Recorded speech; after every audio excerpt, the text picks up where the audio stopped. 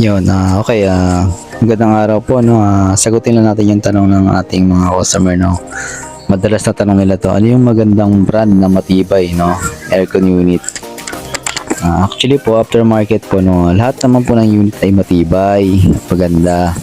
Nagiging problema lang po natin, aftermarket, wala na tayong ginakandak na maintenance, no. Kahit filter lang po sana, no.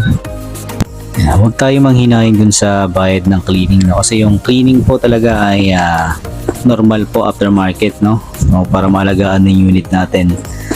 So, ano ba naman yung cleaning versus dun sa masira yung unit natin, tsaka hindi natin maramdaman yung 100% performance ng ating aircon unit, no? Tapos dun sa nagtatanong bakit sinasama pa natin yung outdoor tuwing may cleaning, mas maganda kasi ang performance ng unit natin kung nalinisan pareho, no, yung indoor at outdoor. Hindi lang puro indoor. Ang tulad niyan, madumi yung outdoor pero malinis na yung unit natin sa indoor.